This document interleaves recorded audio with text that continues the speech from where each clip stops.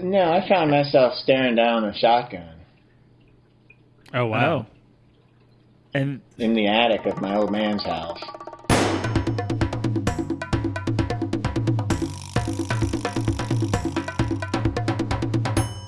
hello, everybody. Welcome back to Baltimore's Best Podcast, Inappropriate. I am Jim. And I am Steve.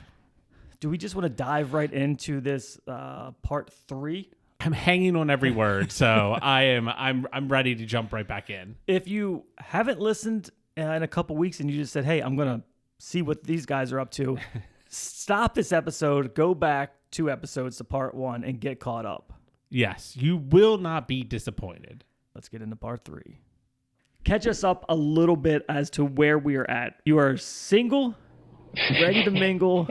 Yeah, I'm single. I went back to Vermont. I drank myself into a stupor. I crashed my truck because I was like, well, fuck it. My girl's gone, so what the fuck? It doesn't matter anymore. I'm just going to go be a stupid snowboarder.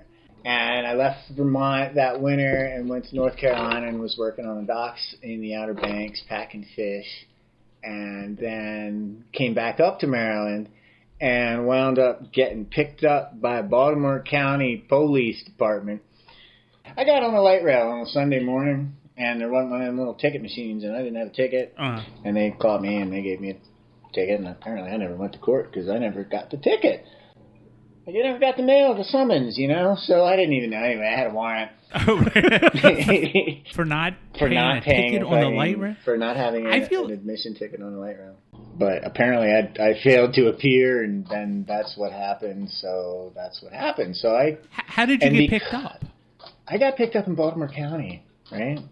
Just walking down the street? No, we were smoking a bowl in a friend of mine's car out back of my house. And one of these, some new neighbor that had moved in called and said they saw a lighter flicking in our truck. Well, they did. So, I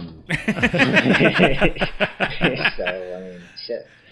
Okay, and then that's how they got you. So, yeah, so that was Baltimore County. So then the fucking, because it was over it was like the $1,500 bail or something like that. So it was like $150 was all I needed to post to get out, but because it was $1,500, they had to extradite. So Baltimore County took me to Wilkins, and then from Wilkins, after like a stay at the Wilkins Hyatt, they sent me down to Central Booking for a day. That was the most fucked up experience I've ever had. So anyway, I got out of Central Booking like a day later. Immediately enrolled in Frostburg. I filled out a FAFSA form and I went and I hid in a government program because I didn't know what the fuck to do other than go back to school at that point. Mm-hmm. I had applied to a bunch of different schools, but got into Frostburg, and around the same time as all that was happening, one of my chemistry instructor from Catonsville and I had become drinking buddies.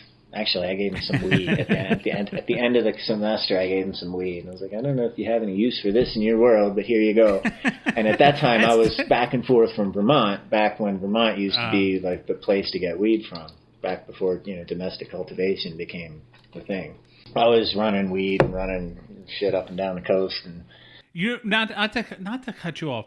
I still can't fucking believe that you had to stay in Central Booking for a day for fucking not getting a ticket in a, like, I understand like the length of time, but I'm like, it seems like it should be a fucking fine. They wanted their fucking money.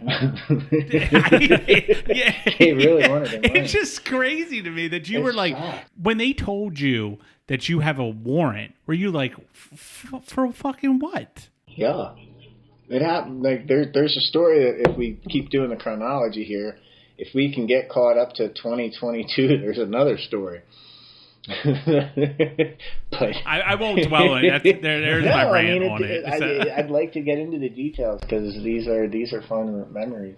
But yeah, no, like there was a recent. You had a warrant that was just the most ridiculous. Oh, all right. We'll get there. That's actually probably the most important thing we're going to wind up talking about because it's contemporary. It's like current, but. Anyway. You're better at teasing stories than I am. So at this point, what are you doing as a job? At that point, I was working at the spa, yeah. Okay. I was pushing a towel cart. Gotcha. Yeah, I have had a shitload of jobs over the years. I've worked as a janitor. I have worked as a porn star. I have worked as a producer. I have worked as an instructor. I've worked as a guide, a naturalist. I've worked as an exterminator. I've worked as a golf ball picker-upper. I think that's a technical term. Yeah. I worked a night at Humane Society. I worked at Olive Garden for about a week. I've driven a bunch of boats now that I'm a captain. I get to drive boats and get paid, which is cool. Jesus, you had a lot of jobs. I had a lot of jobs. I've done things that I can't really talk about. We'll have to do this when I'm on my deathbed. Because in my 20s, in order to fund my snowboarding, before I had the skills that I have gathered throughout life that allow me to do this, that, and the other thing, before I had any of those things. But we can't talk about those. All right. Save that for when you start a podcast and you can do your Patreon. That's a paywall. So let's fast forward a little bit until there's a moment in time somewhere where you wake up and for whatever reason, and you can get into it if there was an aha moment or something, but there was a moment in time where you said, today's the day that I take action. Oh, okay. Well, if that's like shooting straight for that, I had basically become an extreme cross-dresser. So much to the point where it was believable. And I had inquiries from producers who had no idea that my tits at that time were fake, that my hips were fake. Those are the pictures that you saw then. So you got a boob job first? I grew these, baby. I poured Miracle Grow water on these, honey. And these just brought it out and just popped right out. We gotta go back. Okay. So yeah. Jumped ahead too far. Yeah, I don't think we wanted to jump that far ahead. But there was a moment where, okay, you obviously decided that you are going to start dressing the way that you feel on the inside, right? So there was a moment where when I put my guy clothes back on, I felt like I'd put on a costume. Was it just one day, or was it just like all of a sudden? You were cross-dressing. Like, what brought that about? Because that's not it wasn't like typical for you at that It was moment, the only way that I had to access the portions of the brain that were linked to that feminine nature that was inaccessible to me. So the cross-dressing was a means to the accessing of the portions of the brain that ultimately the medical care have alleviated. Now, cross-dressing is a fetish. Okay, what I live is no fetish. I wouldn't wish this on my worst enemy, and in fact, I'm asexual nowadays. I don't give a fuck. There's no libido whatsoever. Like, I literally do not give a fuck. I'm not even interested in putting up with anybody's bullshit to get a piece of ass. It makes no sense to me.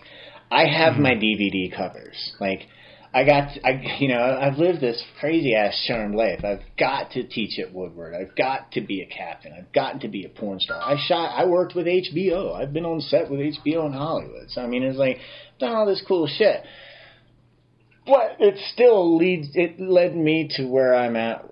I'm happy where I'm at. I live alone. I have 3 cats. I've got my fish, and I do what I want.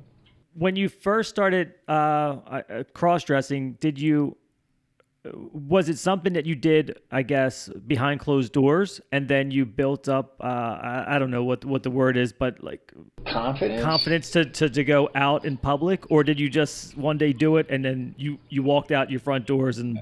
No, I found myself staring down a shotgun. Oh, wow. And in the attic of my old man's house. And it was either it or me. So I had to actually deal with it. So I decided that it was going to be it and not me. So I reached out for help. And I sent a letter to the sexual behavioral consultation unit over there at Hopkins. And it took a minute. It took a while, actually. And during that while, it was kind of like psycho torture. And when you say a while, what are we talking? Days, weeks, months? Months, yeah. So, Wow. yeah, I mean, so... And then it got pushed off because it was supposed to happen on Valentine's Day, but then some big snow happened and stopped Baltimore. So it got pushed back to the 28th. I do remember February. that. I was supposed to have a Super Bowl party, and it didn't happen that year. It would have been 2012, 2014. Yeah, the Ravens Super Bowl. That's when my actual treatment began. That's when Hopkins first was like, yo, what took you so long? Like, everything you've told us is like, you not only do you fit the bill, but you're like super fit the bill. And it's like, they were kind of looking at me like you've wasted the first 30 years of your life. Yeah. What the fuck you been doing? Is that how you felt? That's kind of how they looked at me. I was like, oh. So I blame that on my parents. I blame that on the, I did, when I watch the news and I hear all this shit about, we're going to shut gender affirming care down, God damn it, save Jesus and all this shit. I mean, it's like, had there not been the care there for me at that stage in my life, fuck, man. I mean, that 12 gauge, it's all, doesn't take much. What led you down that path? Like, you were just confused as a person? Not confused. Completely on point. like your parents are saying how shit should be. You don't feel that way. Fucking society's all fucked up with how it is. Is that what, or was it like drugs and things like that made you think that I want to, end my life? Oh. Well, sure as shit wasn't drugs. Yeah. Well, I mean, I was. Yeah, no, I've never had a drug depression problem. In fact, I've never really. I mean, here we were talking about acid. It's, it makes you sound like you're some kind of druggie, but I really no. There are many drugs. I didn't know. Whatever goes on in high school, nobody should be held accountable. And I'm proud of that. You know what? Like, some of those drugs, folks are like, "Oh, I've done that." I'm like, "Oh, I haven't." But I've certainly grown up in Baltimore. It's you have to know somebody. What was your mindset in that moment? Was it which moment are we talking about? When you're staring down a shotgun. There obviously had to be something that led to that point.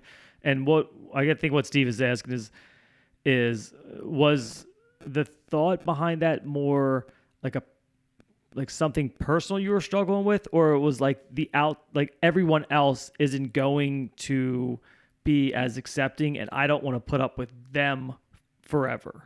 It was a big combination of a lot of things. Some of the stuff I've already mentioned as far as, the liability with the girl that I wanted to get married to back in the day. Yeah, okay, yeah. That coming to terms, in your mid-30s, you're like, well, shit.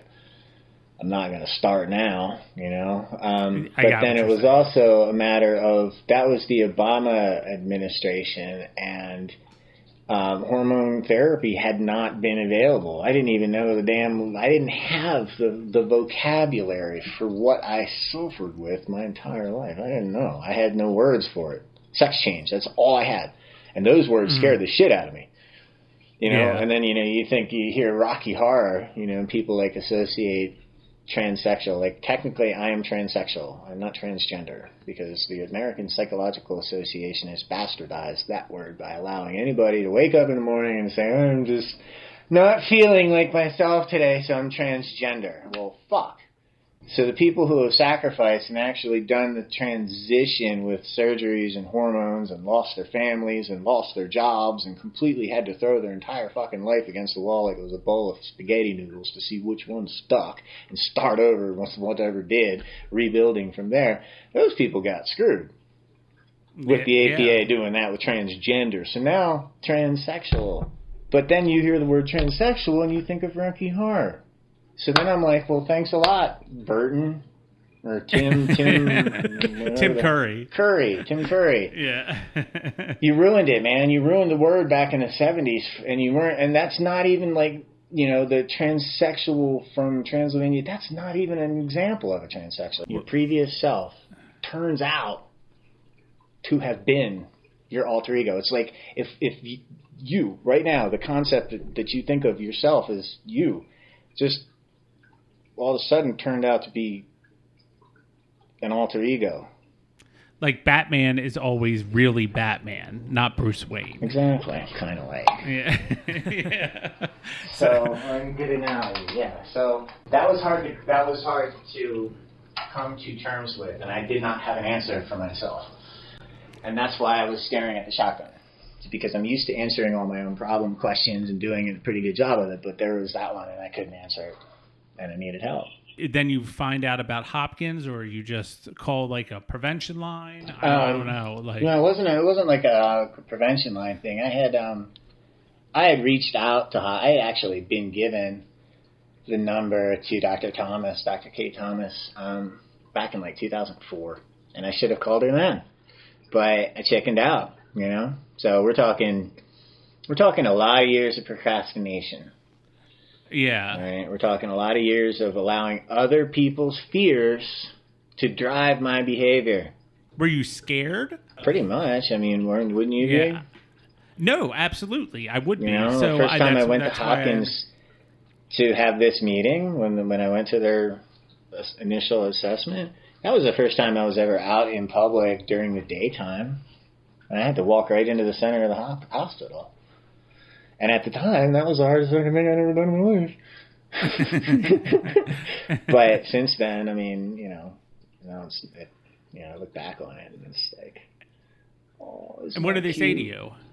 They say, what took you so long to get here? It started, it was a trip. It started, they put me in this little room, this little cubicle, like a double phone booth size thing with a two-way mirror. And they had a single person come in and interview me. But while they were having that interview, I could see people coming in to the other side of the mirror and looking and watching. And then after a while, they left and they came back in. They're like, all right, we'll gather up your things. We're going to go down the hall and meet the rest of the team. And I was like, well, at that time, I'd only been dealing with one person, so it was like, cool, one-on-one. I remember asking how many people are on the team. And I was like, oh. She said, oh, just 10 or a few more. I go, okay. So I was walking down this hallway. I see this room that's like full of people, that big old meeting going on in there. And I didn't think that was a room we were going into, but it turned out it was. It must have been the entire psychology department at Hopkins. It was like there was a row of chairs the whole way around the outside of the room. There was a donut of tables in the center of the room. Every seat was taken. And you, like, smack dab in the middle? Wow. Where were you on the night of, And I was like, oh my God. Anyway, it was. That was the first question I asked. She said, what took you so long to come to us? And I said, fear. Mm-hmm. Other people's fears. I mean, it was the ones that were put there. It wasn't my fears. But when I came to the conclusion that all those things that had been put there, all those fears, oh, if you do cocaine, you're going to die. Well, I didn't. He lied to me. So I mean, it was things like that. And I guess it was a matter of a conversation I had with my old man, because he was saying something about, he's like, he's trying to explain LGBT to me, as if I even know how to explain that. But he's saying something when he got to the tea party. He's like, and that's what you struggle with. I was like, dude, I don't struggle with it. It's you that struggles with it. I just You're the one that struggles with it. You don't get upset by it. So at that point, it freed it in the brain. I was like, well, fuck. If I've been doing that, I don't struggle with it. It's him that struggles with it. Mm-hmm. I own it. I kill it. So I'm doing Hollywood. So I did. So that was part of the motive, part of the ability that came to, I guess, take that and run with it the first time. So Hopkins and you develop a relationship. They get you on. Hopkins put me through the program, basically. Okay, so they have an established program. Professional Association of Transgender Health, right? The WPATH. And what exactly is that? It is the standard. It's the medical standard program, and it is an actual, World Professional Association for Transgender. It's WPATH.org. It operates on a simple premise of things that are known as the Benjamin Guidelines, which were created by Dr. Benjamin back in the 1900s sometime, and the standards of care in order to even begin hormone therapy or qualify for any of the surgeries that we use, you have to meet certain standards, and they're not easy to meet. Like the therapy, your mental health has to be at a certain level. You have to go through at least a year's worth of therapy. You have to live in your role for a year up to the beginning of the hormones. So there's a lot of commitments that are, they don't just give it to anybody. So it was, honestly, I don't know how the hell it all happened. They hooked me up with my hormones May 2014. Let's see, it was January 2015, and I got this message from this guy named Stephen Gruby. He said, "You should come to our award show. It's in Los Angeles." I'd love to, but I have no idea where am I going to get the money to go to Los Angeles. I took a job put a roof on a house to get the money to go to Los Angeles. Okay?